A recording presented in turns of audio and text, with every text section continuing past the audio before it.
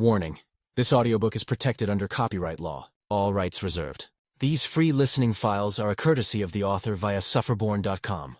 Do not copy or record these files. Do not redistribute these files. If you want to share this audiobook with a friend, then please give them a link to Sufferborn.com. Please respect the hard work of this author. Sufferborn, Book 1 of the Sufferborn series, by J.C. Hartcarver, published by Dorhen Publishing. This audiobook is narrated by AI text-to-speech, quality checked and approved by the author. Prologue. A spasm shot through Dorhen's body. Dropping to the floor, he writhed and fought back a scream. Seconds later he relaxed, the ceiling blurring in his glazing vision. "No," he groaned. "Please." His eyelids closed, suddenly heavy.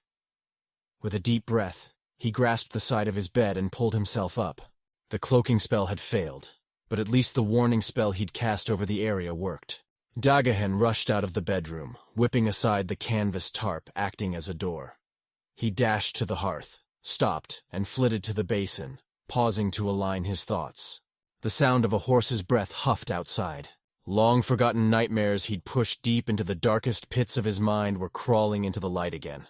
A suffocating old sensation of being stuck in binding situations and enslaved to shameful duties pressed on his heavy head once again, as if after 15 years nothing had changed. The sweetness of freedom vanished. His brother had found him. "Go outside and turn him away," Ibex instructed. The voice in his head usually offered good advice, though sometimes difficult or complicated. Come to think of it, he hadn't heard from Ibex in years. Dorhen approached the door and peeked through a thin, carved slot. He had built his little two-room cabin with security in mind. It possessed peepholes on each wall rather than windows.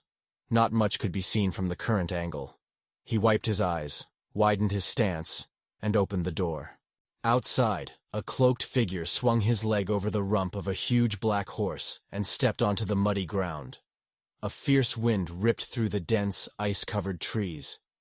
Removing his hood, the visitor turned toward Dorhen. A bright flare of yellow-blonde hair spilled out, as Dorhen remembered it. Lambelhen.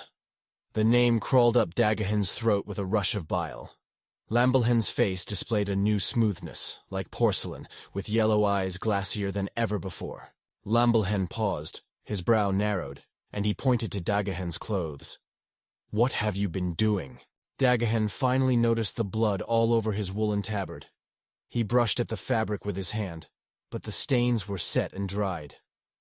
"Oh, sorry. I forgot. I'm so tired. What brought you all the way out here?" Lambelhen gave one of his signature fake smiles. "I'm passing through Nor. Thought I'd try and find you while I'm here. It's been so long. How is my dear brother getting on?" Dorhen eyed him up and down again. "Must have been hard finding me." Lambelhen's smile slacked into a smirk. "Indeed. I could have missed it in this wilderness. How is it my only flesh and blood would leave so fast and go so far?" And without a word of goodbye, Dorhen's heart hammered hard against his sore ribs. He shook his head. "I was called away. Did you build this house?" Lambelhen stepped forward. Dorhen took a tiny step back, staring at him, gauging, predicting. He let his eyes rest on a tree behind Lambelhen. "Yes. I wanted to see Nor, the place we were born. We spent so little time here. I wanted to see it, and I liked it here. I think I lost track. Started to settle in." Swallowing again, he managed a long blink, reluctant to open his eyes again. "I was coming back, but got delayed. I swear." "I see," Lambelhen said. "If I know my dear brother, he has no plan, no organization. I have a wife." Dorhen narrowed his eyes at him. "As well as a child." Lambelhen showed teeth. "How unexpected. How old is your child?" "Just a few hours, actually. Male or female?" "A segar." "Ah, always good luck to have a son born first. I must say, I always thought you would produce the rare Farha as a first child." A smile spread wide on Lambelhen's face. "That's why you're such a mess. I imagine delivering one's own child would be an overwhelming job. First month, 7th day, Dorhen said, frowning. My child's birth. It happened today. Lamblehen cocked his head for a moment and drew his cloak tight around his shoulders. It's cold out today, isn't it? Do I smell mint tea in there? Dorhen pulled a long stream of air in, trying not to let it show. A different voice rang musically from inside the house behind him. Dorhen, do we have a visitor? Yes, he called back. Well, aren't you going to bring him in? The draft is coming in. Dorhen's eyes grazed over his brother while he went over spell chants in his head to see if he remembered them. A gleaming sword in an exquisite scabbard hung off the newcomer's hip. That's it. Take it away from him. Take it. Dorhen responded to Ibex in his head. Now I know you're nothing but a mad figment of my imagination, you crazy goat. Grinding his teeth, Dorhen stepped upon the threshold and widened the door. How long have you been married? Lamblehen entered the house, his eyes scanning the inside. Almost a year. Dorhen took his cloak and hung it on the wall. The sound of the beautiful feminine voice filled the air again. Dorhen. Whenever it called his name, he resisted wrenching his clothes and weeping. Who is it? It's my brother, here to call on us, my dear. Wonderful. Bring him in. Tell him not to be shy. Come this way, Dorhen said. They're in the bedroom. Orenlia hasn't even put him down yet. Dorhen's weak lips barely smiled. The tall, wooden heels of Lamblhen's boots clomped on the hollow floor with that familiar impression of egocentricity, transporting Dorhen back to darker days when they had lived in confiscated wooden inns or the oppressive stone tower of Ilbeth. Dorhen drew aside the tarp leading to the bedroom. Orenlia, his wife, sat against a pile of pillows, packed under all the blankets and skins they owned, cradling her sleeping infant. When the two brothers entered, her radiant, smiling presence offered an oasis of color and warmth in this bitter winter. Perfect little teeth glowed between her warm, pink lips. A silky lock of dark brown hair fell over one of her eyes, and she brushed it aside with a delicate hand. Dorhen didn't tell me he had a brother. Your name is... Orenlia would have guessed it correctly. She seemed to have austere talents, but ignored them. Thanks be to Dorhen's lucky stars, she'd chosen to marry him. Lamblehen. He finished for her as he sat on the stool by the bed. Lamblehen, like one who is headstrong. And you must be Orenlia, she giggled, covering her mouth. You two look alike. We're twins, which means we're practically the same flesh. How unusual. I'm honored to meet you, Lamblehen. She held out her hand to him. Lamblehen hesitated before carrying out the elven custom of grasping her hand briefly in both of his. Dorhen watched his face, noting a slight twitch of his eyebrow. Orenlia flashed him a warm smile. I'm happy to finally meet someone from Dorhen's clan. Her eyes flitted to Dorhen, and she shared her luminous smile with him as well. The lass beamed in the presence of their visitor after a long year being cooped up in this drafty cabin, all because of Dorhen and his selfishness. She'd chosen him, and all the faults he harbored. I'm happy I decided to come, Lamblehen said. Cradling his head, she held out her swaddled child. Meet your nephew now. He leaned in. The baby's dark hair matched his mother's. She said, His ears are perfectly shaped, like his father's. And yours. Orenlia paused and blushed at what she'd said. The infant let out a whine. I'm in love with his eyes. He's awakening, so look while you can. The baby's blue-green eyes flashed in the candlelight. Lamblehen turned away and cleared his throat. Dorhen sat on the edge of the bed beside her. What's the child's name? Lamblehen asked. Another blush touched her face. Dorhen. Lamblehen's eyes narrowed to slits. Are you mad? I've dreamt about this over and over, and no other name fits the way this one does. So, you've decided to jinx your house right at the start of it? No, not at all. Lamblehen pointed a finger at her. You should know even better than him. His pointing finger changed to Dorhen. I trust Orenlia's decision, Dorhen said. Lamblehen smirked and shook his head. The forbidden name. That's what you've given your first son. Frowning and breathing harder, Orenlia said. But the name is so... Insane? Lamblehen finished for her. It means stranger. Every Sagan with that name so far has been one. But Dorhen won't be. Dorhen stood and put a hand between his wife and his brother. Stop this! You're upsetting her. Lamblehen didn't offer any more protests. Orenlia cleared her throat. I am Verheim. she said, reminding them both. I know what I've done might seem frightful, but I've never been so sure about anything in my whole life. It's like he told me his name. It's my duty to say it aloud. My mother and grandmother were apt at determining names too. They named all of their children perfectly. None grew up incomplete. As I feel complete in my name, I know it will be the same for him. The two Sagan, the male elves, blinked at her, and Dorhen turned to Lamblehen's contorted face. I know you don't walk the path of tradition, but Leah and I do. If she says his name is Dorhen, I guess it must be. There. My saying it aloud completes the ceremony. Dorhen reached over and stroked the baby's dark brown hair. Dorhen, he said again, mostly for himself. Lambelhen scoffed. Tradition? Your wife is barely old enough for her Fairhain naming ceremony, and you insist on tradition? He licked his lips, shifting in his seat, and jerked his head toward Dorhen. Tell me, how did you convince the Destier to let you have her? Did she send you the little wooden token? Better yet, tell me the story of how you met. Full of whimsies and romance, I'll bet. Her family didn't even know about it, did they? I'll bet the Destier didn't know either. Lambelhen turned his bright eyes back to Leah. Tell me how you fell in love with him, darling. Was it the sweet words on Dorhen's tongue? My brother has a special talent. Do you know of it? Dorhen bristled. He'd grown so tired of Lambelhen's mouth in the past, but the bastard never cared about anything past his own selfish desires. Leah looked at Dorhen, her innocent eyes sparkling. Dorhen and I are married because I chose him. He's my Dorhen Sekan, my husband and my guardian, as his name suggests. He carries his name, and so Dorhen will carry his too. She glanced at the baby. My son is strong. She spoke truth.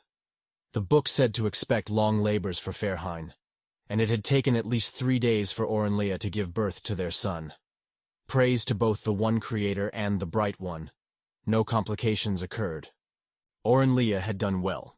She appeared bright again already. Dorhen himself was impressively heavy and loud. Lambelhen flared his hands. Dorhen, then. The stranger. The one who brings bad luck to his clan. Remember. Ibex's voice rumbled. Dorhen perked up, dismissing Lambelhen's cutting words. Right. You said you wanted tea. He rose and went straight to the hearth in the other room. He hadn't slept in 3 days. He'd stayed on his feet, working hard to keep the house warm. His Sagan protection instincts were peaking today. As Dorhen made his way back with a cup of tea, Lambelhen swept the tarp aside to emerge from the bedroom. His yellow eyes caught the dim firelight and glowed. They always did. Sometimes they flared bright enough to seem disembodied, like a wild animal on the prowl. Dorhen's eyes were blue. Their mother used to differentiate them by their eye colors when they were 2 little blonde Syagar, playing in the mucky alley behind the old inn where they had grown up. He extended the steaming clay mug with both hands. You came so far out of your way and managed to find my house. Sit and relax. Spin tales with me a bit before you go. Lambelhen waved the offering away. Thanks, but I can't stay long. Please. You must. You should. He stepped to the side, blocked Lambelhen's path, and pushed the mug closer. Lambelhen smirked, his eyes moving from the mug to Dorhen's eyes. No, Dag. Why not? I've been corresponding with the Bishop of Caradax. You know, at the cathedral near the coast. He's, shall I say, interested in what I do and what I offer. Dorhen smiled. You still work for Ilbeth?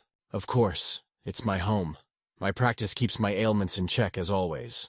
He fiddled with a huge ruby ring on his index finger as his eyes darted to the bedroom and back. So, as I was saying, the bishop and I have exchanged many letters, favors, and items. We're friends, but now he's ill and might die. He's leaving me a fortune. Such is why I'm in the Lightlands again. I can't stay long. Lambelhen's journey all the way down here from the Darklands for a bishop's money sounded true enough. He'd donned plain clothing without his usual red cloak, which announced his Ilbeth affiliation. Even if it was all true, how long had Lambelhen really been looking for him? Dorhen's cabin was too far out of the way for a convenient and spontaneous visit. Thanks for sharing the warmth of your home, but I sadly must leave. I was only passing through after all. Lucky I found you at all. All right. Dorhen set the mug on the hearth and used the old iron poker to stir the logs in the fire. I understand. You were always busy. Ambition is the name of my dear brother. You know what you want. I admire you. Well, Dorhen savored the weight of the iron rod. His sweaty palm itched against the dingy old rag wrapped around its handle. How he'd love to put this poker into Lamblehen's eye. He adjusted his fingers around the handle and squeezed. Lamblen stared back at the bedroom tarp, behind which Dorhen's innocent wife and child sat defenseless. Behind Lamblen's back, Dorhen hung the poker on his own belt like a sword, and dropped his long, hanging tabard over it. He fetched his brother's cloak off the peg. "Here," he said, regaining Lamblen's attention. Lamblen reached for his cloak, and Dorhen dodged his hand gracefully, waving the cloak as if in a dance. "Oh no, allow me. You're my guest." His body movements were always graceful, along with his words. He had relied on them in his youth. However, Lamblen knew all about that. He most likely suspected Dorhen was planning something, but he had to try anyway. He retained the cloak as long as possible to buy time to complete the incantation. Waving it a bit made for a good distraction too. He couldn't merely think the words. The spell required saying them. The words slid out in low murmurs, bending his lips as little as possible. Turning his head as naturally as he could and using his unkempt hair to mask his face, he finished his chant and gave the cloak a flourishing twirl. It landed on Lamblen's shoulders. If Lamblen noticed his lips moving, he'd know. And if he knew, Dorhen and his family would be in trouble. Their eyes locked. With the cloak now resting on Lamblen's shoulders, he squinted at Dorhen. He knows! Dorhen smiled, proceeded to tie the string for him, and carried on as if he'd done nothing out of place. "Short journey, smooth road," he said, and opened the door for his brother. Lamblen approached the threshold. He spun around. "Dorhen." "Yes?" Dorhen's pounding heart buried the sound of his own voice. Lamblen's grin widened. "You're a lucky Sagan." He strode out, mounted his horse, and cantered off through the tangle of trees. Dorhen closed the door and leaned against it. A clammy sweat formed on his upper lip and temples. Lamblen hadn't seen it. His hands shook uncontrollably as they reached under his blood-stained tabard and retrieved the exquisite sword he'd managed to steal with the simple switching spell. Now it hung on his belt by its hilt. If luck was on his side, Lamblen wouldn't notice the fireplace poker in his scabbard for at least the rest of the day, considering he didn't actually use it. The sword acted more as a good luck charm for Lamblen than a weapon. Dorhen bent over to catch his balance as the room suddenly spun around him. It had been so long since he'd used magic. He wanted to quit. He really did. The cloaking spell he'd cast over this house had lasted 10 years. It must have weakened for Lamblen to have dispelled it so easily. Of course, Lamblen wouldn't have ceased his sorcery practice. He'd always been the better spellcaster. Dorhen relied on his natural ability to charm and read the stars. He'd gone soft. His blissful abandonment of magic would be his demise so long as Lamblen still lived. He had to resume his practice. He straightened, the dizziness fading. A sculpted nude figure was molded on the cross-section of the sword's hilt, its arms crossed over its midsection like a dead body, just as Dorhen remembered. The deeply etched word, Hathrogil, ran along the opposite side of the blade. It remained as shiny and mar-free as it was years ago when the twins obtained it. "What have I done?" Ibex rumbled in his head. Gain the edge, that's what. You'll kill him. Dorhen, are you all right? Aurelia called from behind the tarp. "Yes, my dear, I'm just exhausted." You can sleep in here next to me. I'm sure we'll be fine while you rest. "Aurelia," he said, leaning against the door again. Yes? "Did I ever tell you I love you?" Her voice shook now. No, please come here. I dearly want to see you. His eyes never left his warped reflection in the blade. This must be it. It had never occurred to him to steal the sword before. He knew little about it, but he'd find out whatever he needed to know to prepare for Lamblen's certain return. He put the sword down and scrambled to a certain corner, clawing at the floorboards with his long fingers. He lifted up the loose ones and found a tattered book lying amongst wispy cobwebs in its hollow under the floor. He brushed the dust off the cover, labeled with the burnt symbol of a hideous swine's face made up of tiny runes, long ago covered by fabric. Someone in the past had tried to hide the book's identity. The fabric had faded to gray and hung in threads off the book's edges. Though the book was not terribly thick, its weight dragged on his muscles. He shuddered, his old sorcery grimoire. He closed his eyes, not quite ready to see it again. Could this be his best defense? "See there? The posts?" Dorhen asked, pointing to the 3 skinny logs he'd hewn from felled trees. They stood in the ground, decorated with feathers, bones, and green cloth tied to them. It took her a moment. The posts were somewhat camouflaged by their ornamentation. Yes, Leah answered when her eyes settled. Their 1-year-old son lay against her, sucking his thumb with his head laid under her chin. Dorhen continued, "Many posts like it are erected all around our house. By Sagan law, you're never to go beyond them. What? They're for our safety. I've planned it out. They're set wide enough for us to reach each area most important to us." But, what if we need to go to a clan to ask for food or help or... He put his hand on her shoulder and squeezed. "Please trust me. If you need anything, I'll go and get it for you. You'll still have the berry patch. Wild onions grow all around. We'll have mushrooms, and we have our stream for water and fishing. If you want other kinds of fish, I'll go to other places to get them. I'll also gather firewood from outside the barriers." She exhaled and leaned against him, putting her forehead on his chest. I trust you, Sagan. It's not as if I can go home to visit my family anyway. Even if I needed to speak to the Destir, I can't. I made my decision. He wrapped his arm around her, bringing her and Dorhen in close. "You don't need them anymore. We're establishing our own clan." You're a good Sagan, Dag. I'm lucky you came to me. We will make our own clan. A strong one. He kissed the top of her head. Making themselves stronger was their sole option. They couldn't run away from Lamblehen's impending return. Refuge found in the human lands in comparison to what Nor provided was like comparing a nut to a boulder. They'd be hard-pressed to find any other corner of Nor where they could slip under the nose of the ruling clan, or the telepathic reach of the Destir. It had taken him long enough to find this spot years ago. This place, this homestead, offered their best hope. Later that night, Leah made silent steps through the tarp door to join Dorhen by the hearth. He'd surrendered to the comfort of the white ox pelt spread across the floor. Customarily, all married couples kept a white ox pelt in their home, and Dorhen had found one for her recently, making up for a custom he couldn't fulfill when they were first married. When he had presented it to her, she hugged it to her chest and said, "Now, we're complete."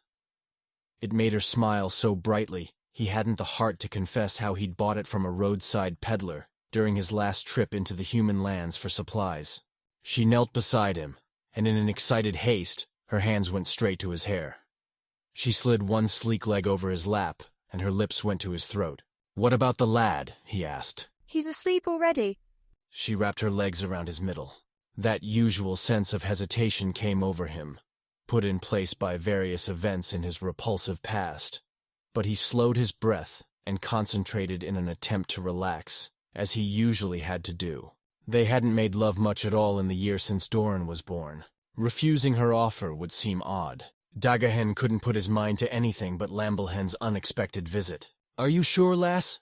She cut him off, shushing him. Of course I am. You said we would start our own clan. We can't start a clan with only one child.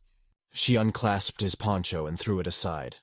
Sliding her hands around to rub his shoulders and the back of his neck, she plunged her tongue into his mouth. Her moves worked. Pulling her mouth away, she traced her lips to his ear and whispered, I dreamed about you again. "What?" You might be interested to know I've experienced a few of them since we met. He kept silent and resisted at first when she pushed him to lie flat. She pulled his shirt off and insisted he lie down. The furry surface of their marriage pelt comforted his bare back with its thick, tickling locks of wool.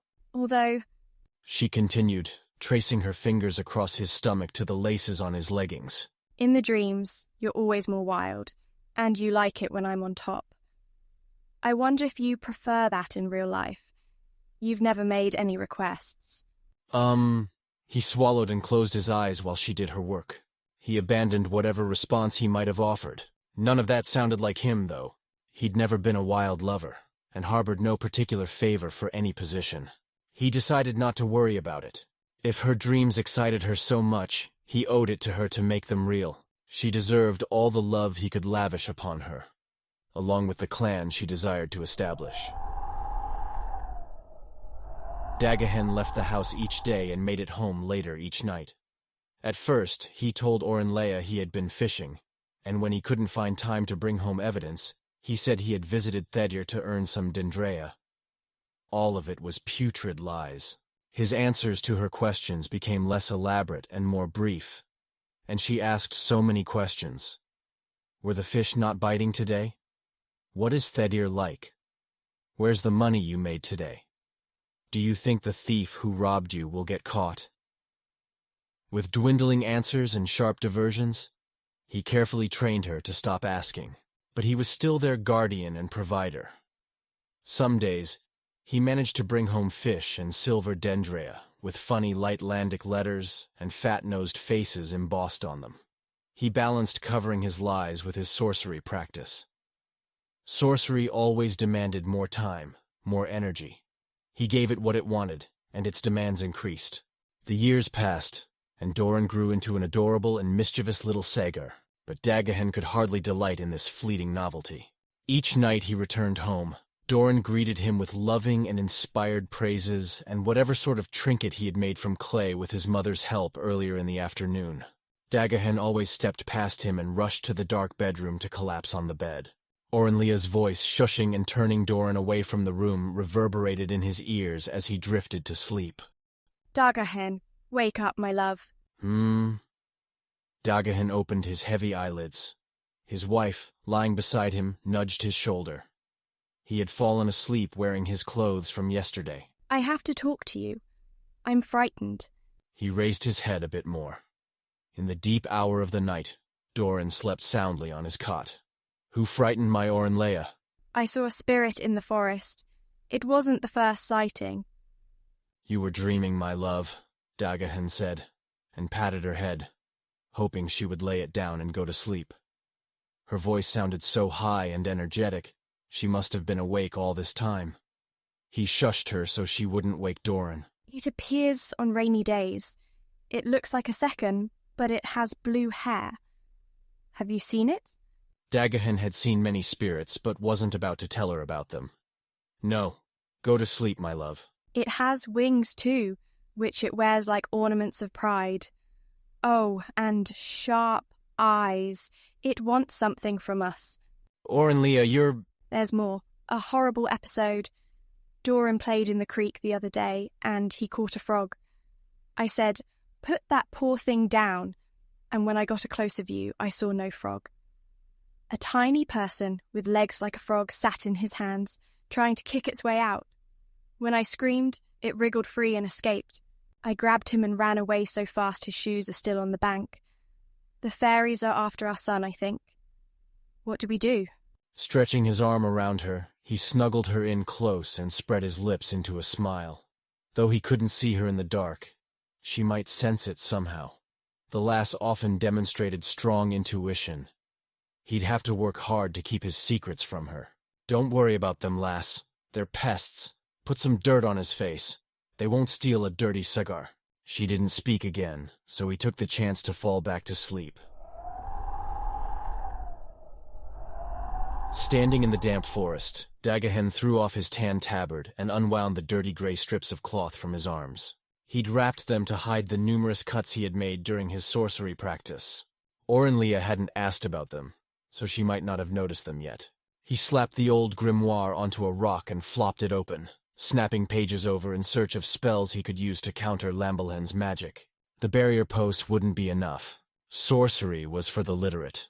It worked by contacting demons or pixies and satisfying their demands in return for their aid. Anything from information to a temporary power or new learned spell could be acquired. Dagahen and Lambelhen had discovered it when they'd traveled the Darklands together after their mother died. Dagahen had wanted nothing to do with it at first, but Lambelhen found it to be profitable. Its soothing effects also tended to suppress his lusts.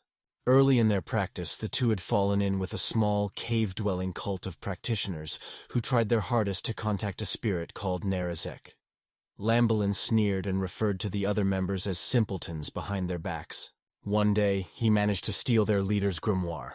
Never sure how he worked differently, Dagahen watched his brother summon the disturbing jackal-headed beast over a huge bonfire they built in the forest. It happened, and right as Dagahen began to doubt the spirit's existence. Pleased with Lambelhen's offerings, Nerazek proposed to be his petty god, and to transform Lambelhen's debilitating lust into a strength. Afterward, sexual intercourse restored his energy so he could sleep less and practice more. When the twins returned to the cult's cave, Lambelhen used a new spell, courtesy of Nerazek, to shapeshift into a large beast with fur and fangs and rampage through the cave's chambers. When the echoing screams stopped, Dagahen entered the cave, shaking all over. Bypassing the heaping carnage littering the tunnels, he found his brother in the dead leader's chamber, laughing in delight, naked save for all the blood of his victims, rummaging through the leader's store of riches and magical objects. Now, Dagahen remembered his thought in that moment so long ago. Escaping his brother would be difficult. He had been right. Sorcerers worked in factions and kept a dark spirit or petty god as their deity. Ilbeth worshipped 5 pixies with enormous magic power loaned to the sorcerers, who studied diligently to keep their favor. Nerazek was one, which helped the twins' entry to the faction because Lambelhen already flaunted its favor. The others were Hale, Ingnet, Wick, and Thaxel, although Thaxel was now out of commission. Thaxel had once been great centuries ago, almost like a real god. It appeared for Dagahen over a murky concoction of ingredients in a large bowl, merely as a gray wisp struggling to stay aglow. Fairies set out in this form as wisps drifting about, collecting energy from various sources. This one had evolved all the way to pixie form. A corpse-like face flickered within the wisp. A voice raked Dagahen's mind. "Feed my children and we'll talk." Dagahen cocked his head. "Children?" "A fool as old as you should have seen them. Do not let them die. If you will feed them, I can collect their energy." Dagahen's days of sating another person's desires were over.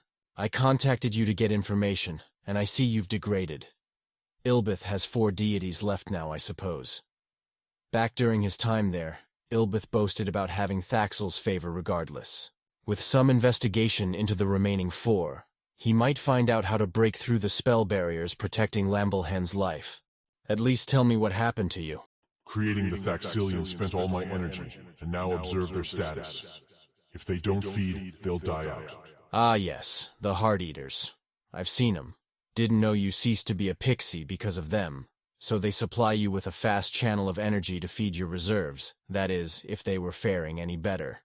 If they go extinct, it'll take you a millennia to evolve into a pixie again. Do your sorcerer followers know about your debacle?" "Yes. They've tried to free my children and failed." "Do you know Lambelhen McShivey and Ilbeth?" Dagahen asked. "Maybe." "You choose not to answer?" The glowing wisp blinked out but managed to return. "I want to know what sort of enchantments he wears, or what blessings have been placed on him to keep him alive. I tried to kill him once and failed. He has many tricks in play." The little gray, hovering flame blinked out again. "Please!" Dagahen tossed another fistful of bone dust into the bowl. The wisp flickered back in. A hiss scraped his skull, and Dagahen groaned and covered his ears. "Ask Hale." The wisp faded again, and the glow died for good. Hale, another of Ilbeth's petty gods. The texts said it dwelled among and drew energy from the dying. It might be beyond Dagahen's ability to contact. In fact, it required a series of small contacts before a real audience could be arranged, and Hale might not be the only pixie involved. However many Lambelhen used, Dagahen would have to please each pixie, outdoing whatever sacrifices Lambelhen had first offered them. In his diligent practicing, Dagahen's skin took on a long-lasting clamminess, and the corners of his mouth drooped. Sorcery, a dark and demanding mistress, drained one's energy and happiness. It sucked the light bonded to one's soul, drove a wedge straight between a person and the Creator. His light had been restored in his new life, but again it withered. He awoke early each morning and collected the necessary animals and plants he needed to weave his spells. His nights were filled with baleful chanting, slaughtering followed by sticky organ arrangements, bleeding, and blazing bonfires. When at home, he had no energy to answer questions, feign interest in his family's chatter, or eat. Poor dog. Orenlia cooed one night in her flirty way as she reached a hand toward his hair in the dark.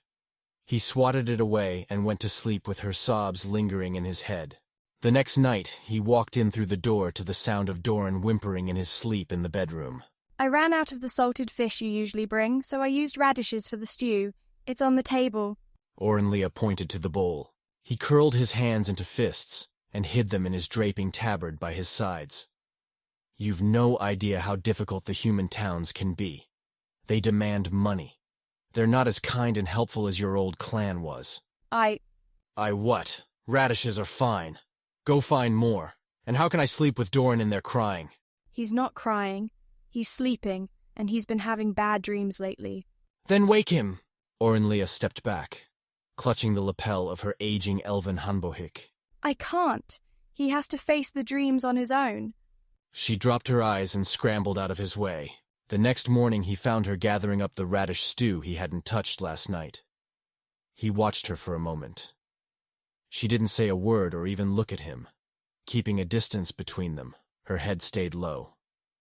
A bigger problem faced them than their silence, and coddling her back into his confidence wouldn't help. His twin would return.